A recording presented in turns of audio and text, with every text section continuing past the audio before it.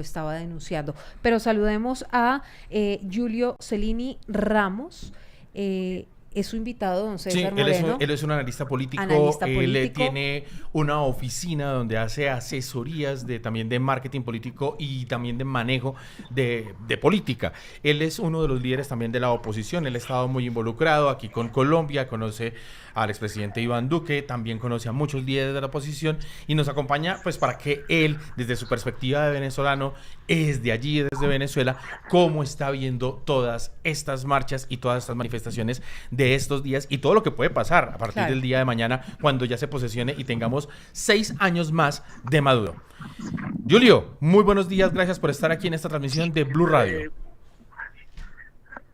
Muchísimas gracias en primer lugar por la invitación, siempre un gusto estar con ustedes. Blue Radio siempre ha hecho un gran seguimiento de la situación en Venezuela, de tal manera que eso es lo primero, agradecerles a ustedes los atentos que han estado en estos momentos tan complejos que vive el país, y ahí se siente pues una gran tensión en estos días previos ya y estas horas previas ya al 10 de enero, para el cual el gobierno de Maduro se ha pues blindado en el sentido de poder garantizar la juramentación que está planteada para el día de mañana, y lo que era esperado, obviamente, una reacción de la oposición. Por una parte, la gira que está llevando adelante Edmundo González a nivel internacional y que creo que ha sido muy fructífera, sí, y hemos recibido el apoyo institucional de muchos países de la región latinoamericana y de los Estados Unidos.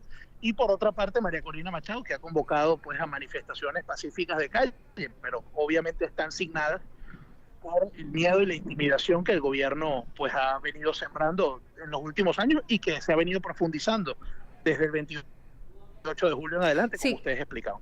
Julio, yo quiero hacerle una pregunta que la gente se hace en la calle.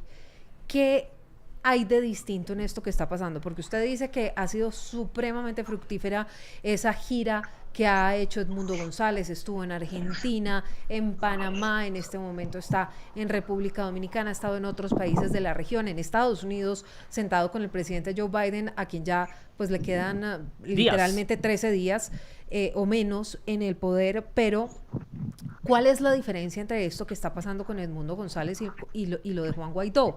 Yo sé que aquí hubo unas elecciones democráticas en las que la gente salió a votar por Edmundo González, pero ¿qué va a hacer que sea distinto y que Edmundo González no quede como esa figura de papel que reconoce la mitad del planeta, pero que al final ni está gobernando ni representa un cambio para Venezuela?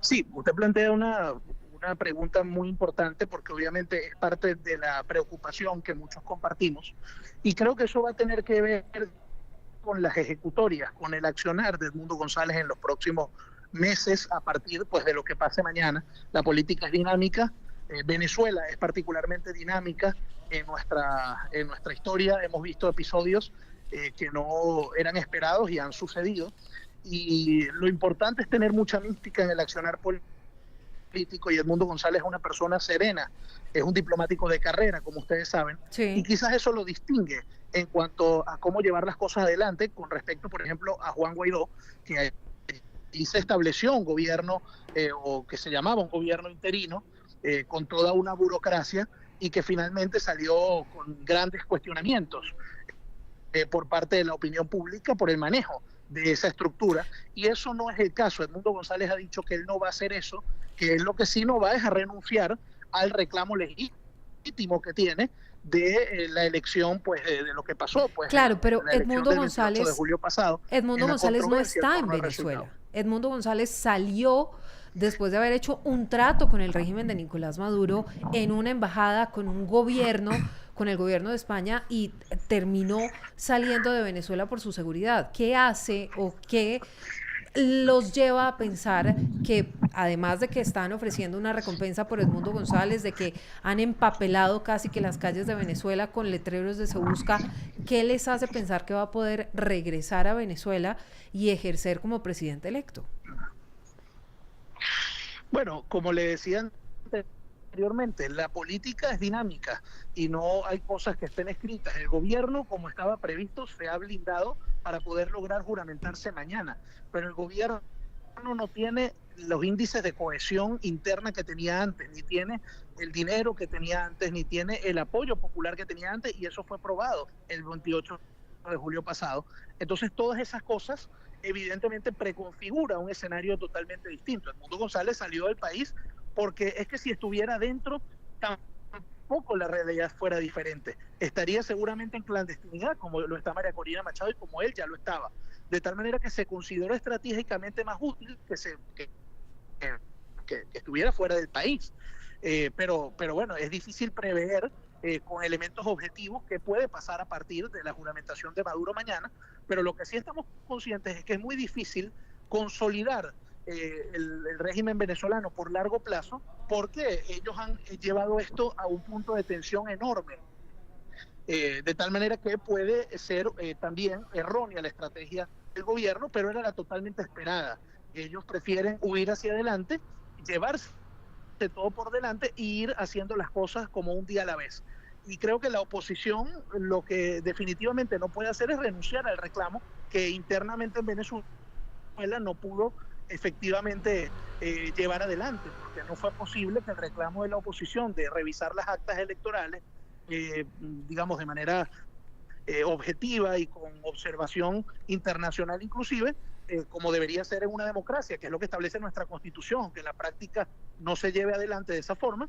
Bueno, tuvo que buscarse vías internacionales para por lo menos hacer valer el reclamo, a pesar de que estamos conscientes de que el tema internacional, que agradecemos muchísimo los esfuerzos que se hacen, no es lo sustancial. Lo sustancial es lo que suceda en el orden interno y lo que suceda también a lo interno de la coalición dominante, que en este caso es el gobierno de Maduro. Claro, Julio, pero esto que lo voy a decir es un poco difícil porque a lo largo de los años hemos visto cómo el régimen se atornilla, cómo le hace ese esguince a todas las leyes. Por ejemplo, cuando ganan en el 2015 la mayoría de la Asamblea Nacional y automáticamente el Tribunal Supremo de Justicia, la máxima instancia de justicia allí en Venezuela, le empieza a poner una serie de trabas para que la misma Asamblea Nacional, que era ya regida por la oposición, pues prácticamente no sirviera para nada.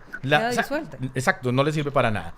En estos momentos tiene al órgano legislativo, al órgano judicial, obviamente el ejecutivo, todo al servicio de Maduro.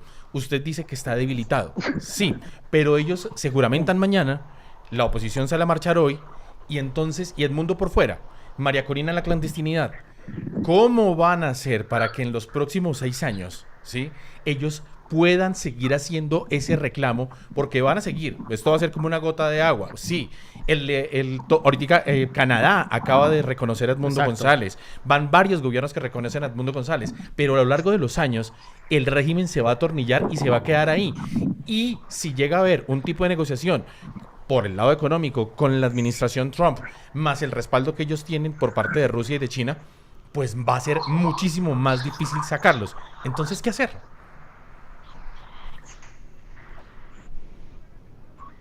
¿Julio? Sí, disculpe, es que perdí por un momento la conexión. Mire, yo comparto la gran mayoría de los términos del diagnóstico que usted ha hecho. Lo vivimos y lo experimentamos todos los días aquí en Venezuela, los que estamos acá. Pero lo que no podemos hacer es rendirnos, es decir, la oposición tiene que ser cada vez más creativa. Sí. Con respecto a sus estrategias, por supuesto, en el marco de que las circunstancias lo permitan, porque las circunstancias internas son profundamente complejas. La política en este momento en Venezuela, desde el punto de vista de su ejercicio, está básicamente pulverizada. La oposición no puede llevar adelante una actividad política de manera libre, y si considerábamos hace unos años que ya era así, quizás nunca imaginamos que llegaríamos a este punto. De tal manera que la oposición tiene problemas logísticos, problemas para llevar adelante convocatorias de calle como está pasando el día de hoy, pero no puede renunciar a la posibilidad, por ejemplo, de eventualmente llegar a un acuerdo político de convivencia con el gobierno que permita en el mediano plazo una salida a esta situación, porque para el gobierno, si bien están buscando atornillarse, como usted bien lo dice, y estamos conscientes de que es así, no es rentable en el tiempo, o por lo menos no vemos las condiciones objetivas para que sea rentable en el tiempo una consolidación de gobierno en los términos en los que está planteado.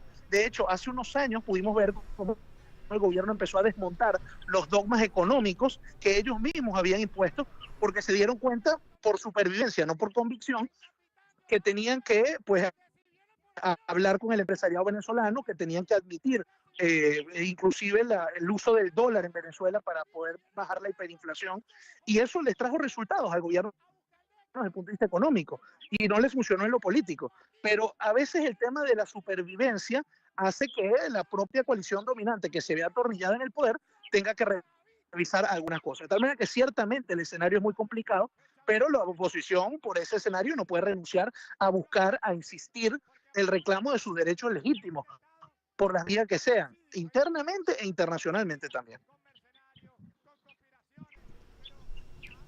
Julio, sin duda Colombia y Venezuela comparten mucho, compartimos una frontera de casi 2.000 kilómetros, y la posición del gobierno de Colombia ha sido no reconocer las elecciones.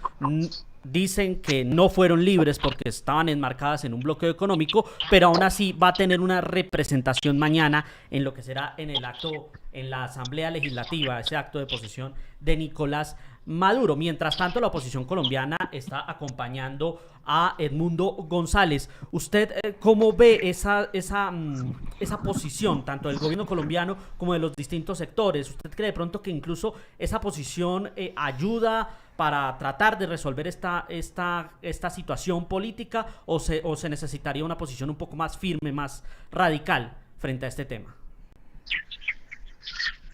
Mira, yo creo que el gobierno esperaba una conducta diferente del presidente Petro y su gobierno. Es una realidad que el presidente Petro estuvo intentando por distintas vías promover un acuerdo político entre el gobierno y la oposición, y yo creo que eso hubiera sido muy útil, y fue desoído.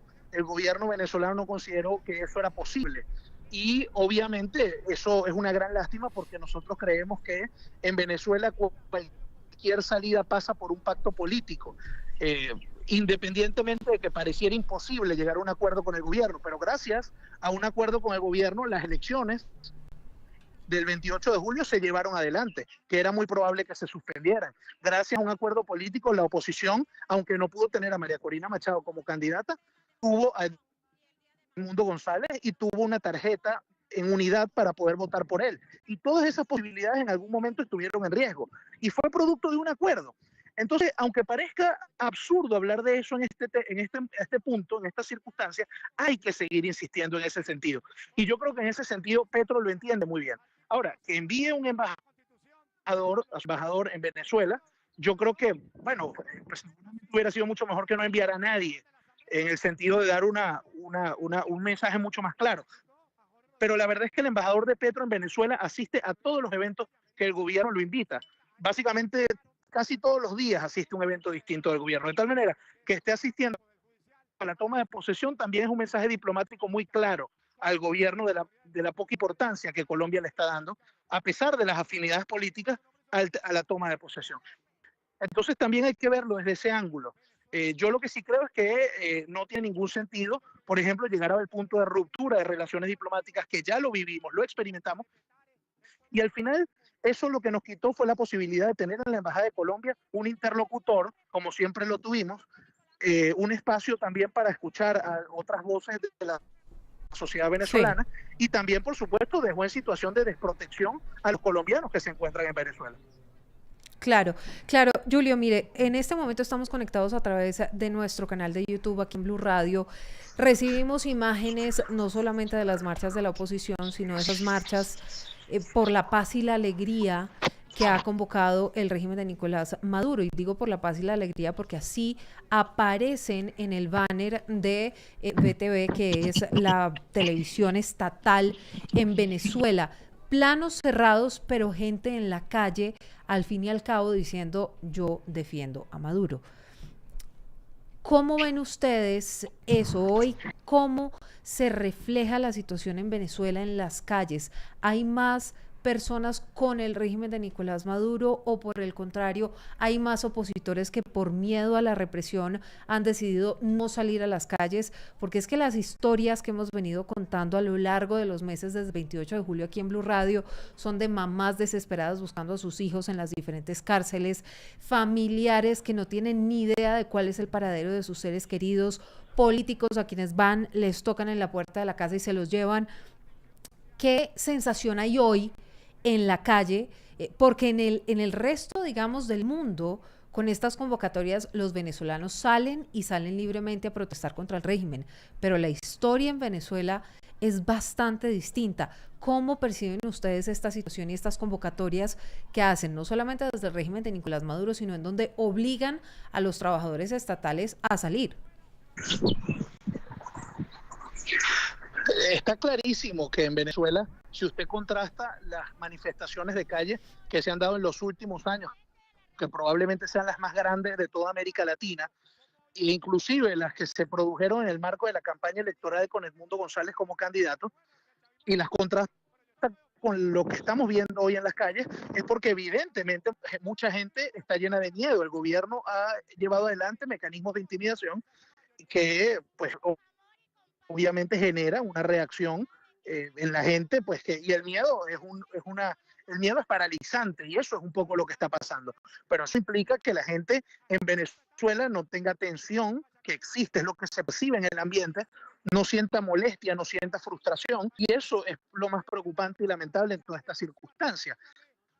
Una sociedad que salió a votar masivamente el 28 de julio porque vio en el voto una oportunidad de drenar su frustración, de drenar su conformidad con la gestión del gobierno, pero que desafortunadamente pues no ve con sentido salir masivamente a la calle. Se siente que que expone su integridad física, y eso es un poco lo que...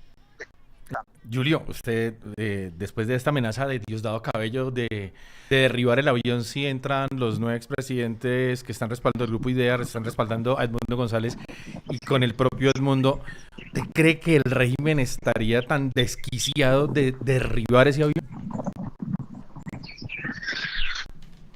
Mira, yo espero que nosotros no hemos llegado a ver, hemos visto cosas terribles en los últimos años en Venezuela, pero no hemos llegado a puntos tan trágicos, y esperaría que ese no sea el punto al que ellos estén dispuestos. Yo no subestimo al gobierno en lo que estén dispuestos a hacer, sí, pero espero que eso lo hagan, entre otras cosas, porque estratégicamente tampoco es conveniente para ellos una imagen de esa naturaleza. Eso empañaría también la noticia que para ellos es la más importante, que es que Maduro logra fundamentarse mañana. Claro. De tal manera que es posible que veamos algo similar a lo que vimos en julio, en que no permitieron a los expresidentes montarse en el avión para venir a Venezuela, por ejemplo. Y en caso de que los dejaran venir, en todo caso seguramente los devolverían, como hicieron con varias delegaciones internacionales que quisieron venir a la elección, entre ellos algunos parlamentarios europeos, y finalmente los inadmitieron y los regresaron a su país. Sí, esto a pesar de que, como decíamos al comienzo de esta transmisión, desde el régimen de Nicolás Maduro, pues han sacado carteles de Se Busca en contra de los expresidentes del Grupo IDEA. Pero mire, le quiero preguntar, Julio, varios analistas internacionales, la gente que sabe, dice que la única salida del régimen de Nicolás Maduro está o en manos del pueblo, y eso significaría definitivamente un derramamiento de sangre, o en manos de las fuerzas militares, porque a través de la democracia no se pudo. Ya quedó comprobado el 28 de julio que de nada sirve salir a la calle, que la gente vote, que incluso en un hecho sin precedentes, María Corina Machado y toda la oposición se hubiera armado todo este tema alrededor de una página para consignar las actas y tener los documentos que demostraban que Edmundo González en efecto había ganado.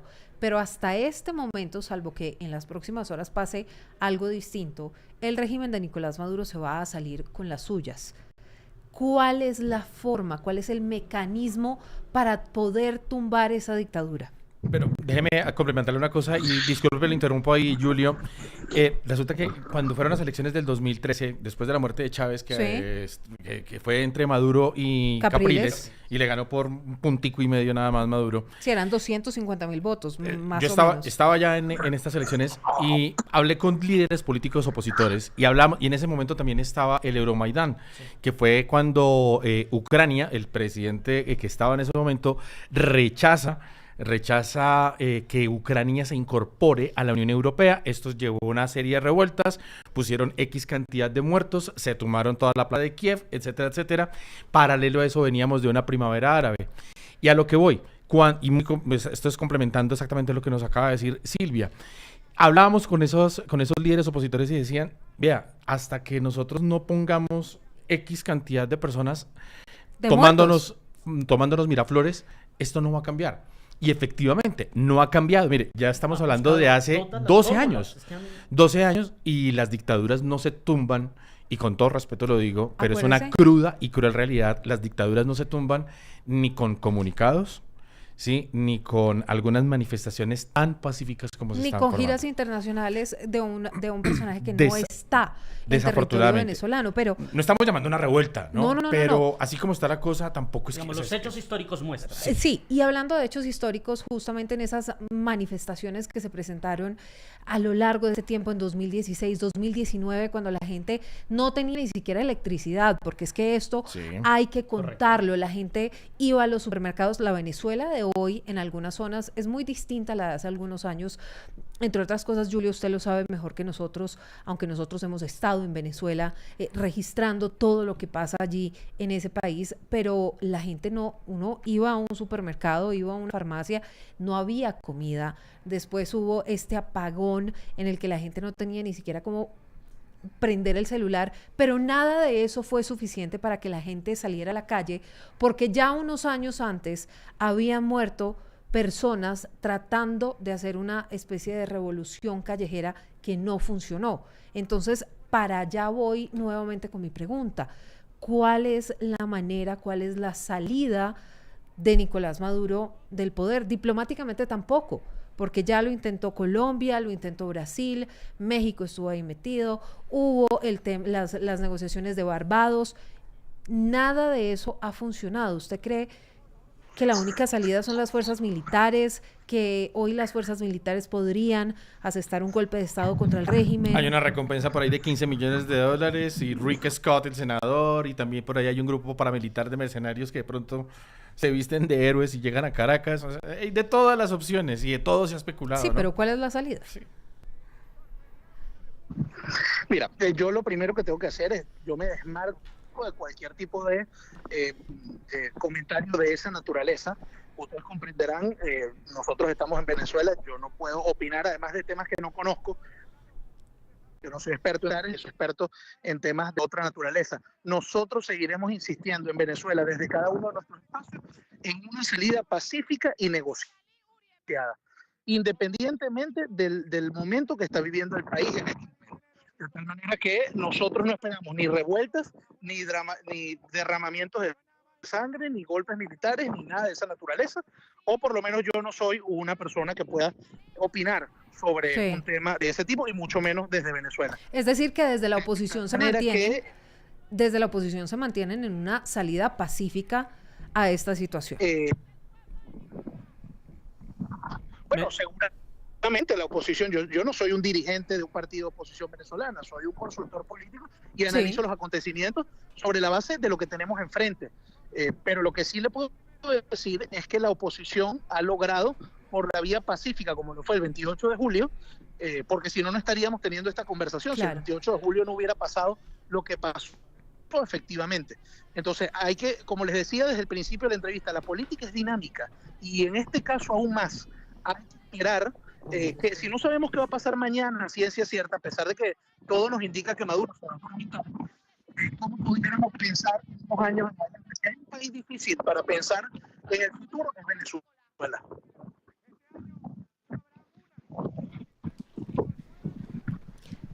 Sí, Julio, pero usted como analista político, ¿Cree que de verdad esos intentos pacíficos van a llevar a buen puerto a la oposición hacia ese camino por el retorno de la democracia, por volver a Miraflores?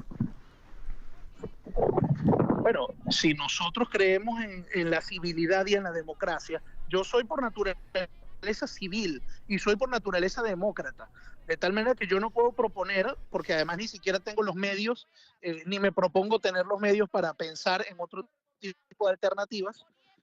Bueno, yo tengo que seguir promoviendo eso hasta que funcione. Yo lo que no puedo es renunciar como ciudadano a los derechos constitucionales que tengo. Y en ese sentido me pongo en defensa de eso, como ciudadano, como abogado y como consultor político también. De tal manera que, por eso les insisto, yo no puedo opinar de temas al margen de la Constitución.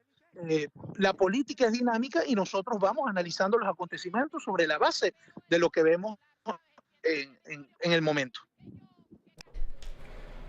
Muy bien, Julio, pues ha sido un gusto tener esta conversación con ustedes. Estamos conectados a través de YouTube para todos los venezolanos. Hay 2 millones de venezolanos en Colombia. Hay cerca de 8 millones de venezolanos que desafortunadamente han tenido que salir de su país corriendo por cuenta de este régimen.